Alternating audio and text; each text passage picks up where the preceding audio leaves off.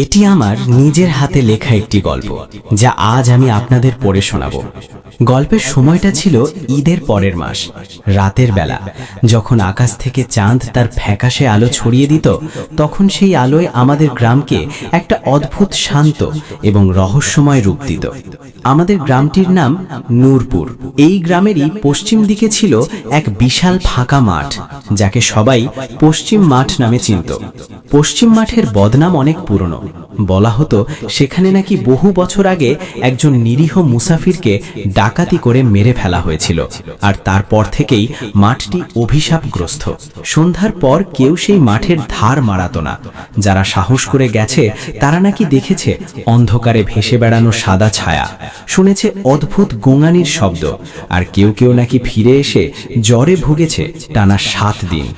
গ্রামের মুরব্বীরা সবসময় সতর্ক করতেন, পশ্চিম মাঠের দিকে ভুলেও যাবি না, ওটা ভালো জায়গা না, ওখানকার বাতাস ভারী, সেখানে জিন পরীর আনাগোনা আছে। কিন্তু যুবকদের মধ্যে সবসময় একটা চ্যালেঞ্জ গ্রহণের প্রবণতা থাকে, আর এই গল্পটি সেই দুঃসাহসী কয়েকজন যুবককে নিয়ে, যারা সেই অভিশাপের মুখে দাঁড়িয়েছিল। গল্পের নাম পশ্চিম মাঠের ভয়। লেখক ইমরান। সেই রাতে আকাশটা ছিল মেঘে ঢাকা, তাই চাঁদের আলো পৌঁছাচ্ছিল না। ঘুটঘুটে অন্ধকারে গ্রামের পথগুলো যেন আরো রহস্যময় হয়ে উঠেছে। আমাদের গল্পের প্রধান চরিত্র আরিফ, বয়স 22-23। সে স্বভাবতই একটু কৌতূহলী এবং সাহসী। আরিফের সাথে ছিল তার 2 বন্ধু, একটু ভীতু স্বভাবের কিন্তু অনুগত ফয়সাল, এবং যুক্তিবাদী, সবসময় সবকিছু নিয়ে সন্দেহ পোষণ করা শাকিল। সেদিন রাতে গ্রামের চায়ের দোকানে আড্ডা দিতে দিতে পশ্চিম মাঠের প্রসঙ্গ উঠল। শাকিল তাচ্ছিল্যের হাসি হেসে বলল, দূর, এসব গাঁজাখুরি গল্প, আমি এসব ভূত প্রেত জিনটিন কিচ্ছু বিশ্বাস করি না, সব মানুষের মনের ভয়। আরিফ তার উত্তেজনা ধরে রাখতে না পেরে বলল, আচ্ছা, যদি সত্যিই ভূতের ভয় না পাস তাহলে চল আজ রাতে পশ্চিম মাঠের মাঝখানে গিয়ে একবার ঘুরে আসি, তাহলেই প্রমাণ হয়ে যাবে। ফয়সাল প্রায় কেঁদে ফেলল, তোরা কি বলছিস? খবরদার, মুরব্বীরা বারণ করেছে না, আল্লাহর দোহাই লাগে, চল না যাই। কিন্তু শাকিল চ্যালেঞ্জটা গ্রহণ করলো। সে বলল, ঠিক আছে, যদি ফিরে এসে জ্বর না আসে তবে তোরা মানবি যে সব মিথ্যা, আর যদি কিছু দেখতে পাই তখন দেখা যাবে। সিদ্ধান্ত হলো। রাত তখন প্রায় 12টা। 3 বন্ধু রওনা হলো পশ্চিম মাঠের দিকে। গ্রামের শেষ ঘরটা পেরোতেই ঠান্ডা বাতাস এসে ধাক্কা মারল তাদের। চারিদিকে ঝিঁঝি পোকার শব্দ ছাড়া আর কোনো আওয়াজ নেই। পশ্চিম মাঠের শুরুতেই একটা পুরনো মরা তেঁতুল গাছ দাঁড়িয়ে আছে, যার ডালপালাগুলো যেন অন্ধকারে দানবের হাত। ফয়সাল বারবার পেছনে ফিরে তাকাচ্ছে। আরিফ, আমার কেমন যেন গা ছমছম করছে, মনে হচ্ছে কেউ আমাদের পিছু নিচ্ছে।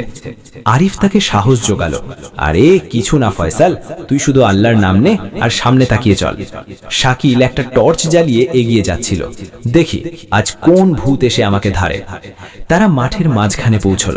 চারিদিকে এখন আর কোনো গাছের আড়াল নেই, শুধু খোলা মাঠ আর উপরে মেঘে ঢাকা আকাশ।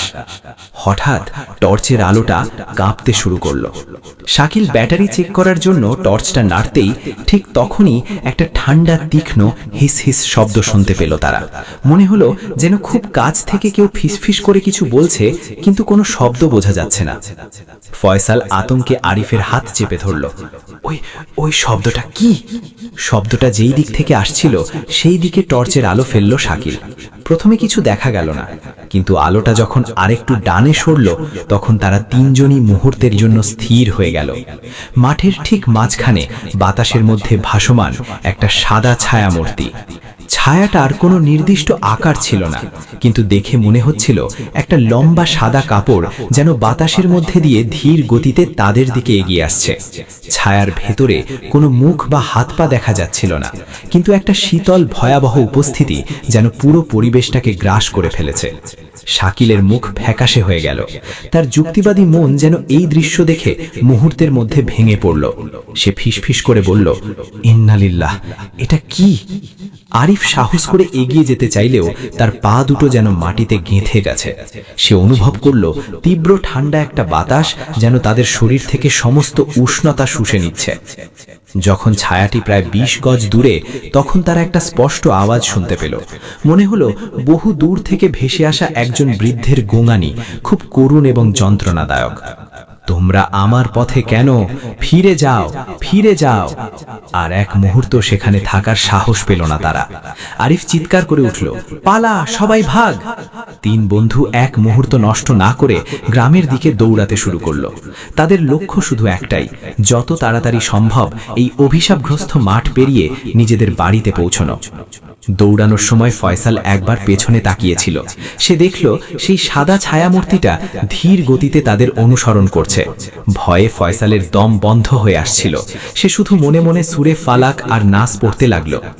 অনেক দৌড়ানোর পর যখন তারা তেঁতুল গাছটা পেরিয়ে গ্রামের শেষ মাথার ঘরগুলোর কাছাকাছি পৌঁছলো, তখন তারা অনুভব করলো যে ঠান্ডা বাতাসটা আর তাদের পিছু নিচ্ছে না, ছায়াটা থেমে গেছে। গ্রামের আলোয় এসে তিনজনই মাটিতে বসে হাঁপাতে লাগলো। তাদের জামা কাপড় ভিজে গেছে ঘেমে, আর হৃৎপিণ্ড দ্রুত তালে ধুকপুক করছে। পরের 7 দিন তারা কেউ বাড়ির বাইরে বেরোলো না। শাকিলের জ্বর এসেছিল, সে কেবলই আবোল তাবোল বকছিল। ফয়সাল সারাক্ষণ ভয়ে কাঁপছিল, আর আরিফ কি, সে পশ্চিম মাঠের দিকে আর কোনোদিন ভুলেও তাকায়নি। তারা বুঝতে পেরেছিল পশ্চিম মাঠের ভয় সেটা কোনো গল্প নয়, বরং এক নিষ্ঠুর বাস্তবতা। গল্প শেষ। দর্শক, এই ছিল পশ্চিম মাঠের ভয়ের গল্প। আশা করি গল্পটি আপনাদের ভালো লেগেছে। যদি এই ভৌতিক পরিবেশ এবং আমার গল্প বলার ভঙ্গি আপনাদের পছন্দ হয়, তাহলে দয়া করে লাইক বাটনটি টিপে দিন। আপনাদের একটা লাইক আমাকে আরও নতুন গল্প নিয়ে আসতে উৎসাহিত করবে। গল্পটি কেমন লাগলো তা কমেন্ট করে অবশ্যই জানান। আপনারা কি এই রকম আরও ভূতের গল্প শুনতে চান? সবাই ভালো থাকবেন, সুস্থ থাকবেন এবং রাতে ঘরের বাইরে সাবধানে থাকবেন। আল্লাহ হাফেজ।